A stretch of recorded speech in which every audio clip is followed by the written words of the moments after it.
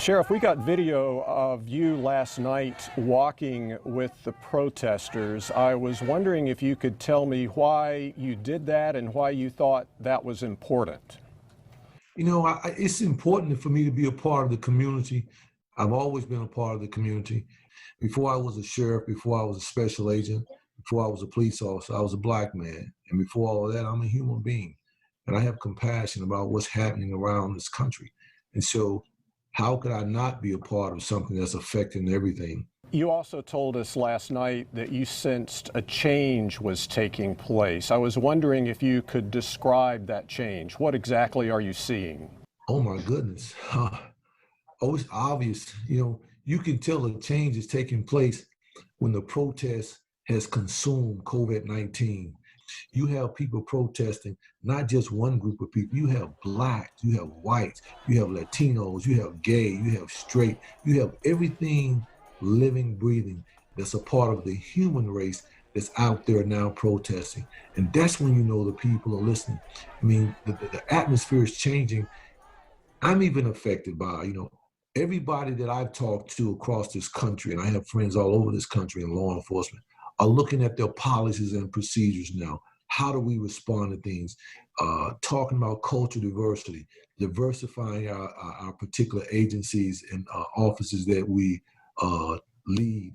It's obvious George Floyd's death affected you emotionally. I've been crying like a lot of people have. I've been angry. My mindset has been highs, lows. We have problems, and there's nothing wrong with that. The problem comes when we don't address them.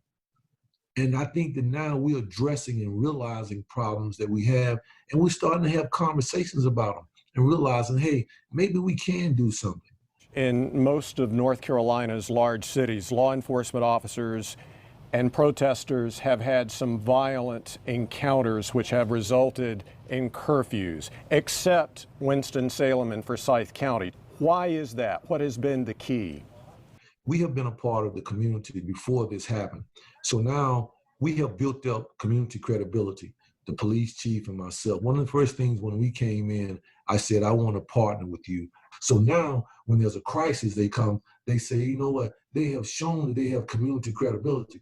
Sheriff, we have to talk about the looting and the violence. While it hasn't been that big of a problem in Winston-Salem and Forsyth County, it has been in surrounding communities and across the country.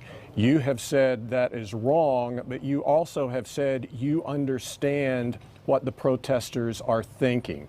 What exactly is that you understand? You have a population that has felt oppressed, that they never had a voice. And so what you're seeing is the anger, and sometimes they can't control it. And I don't agree with it. I don't.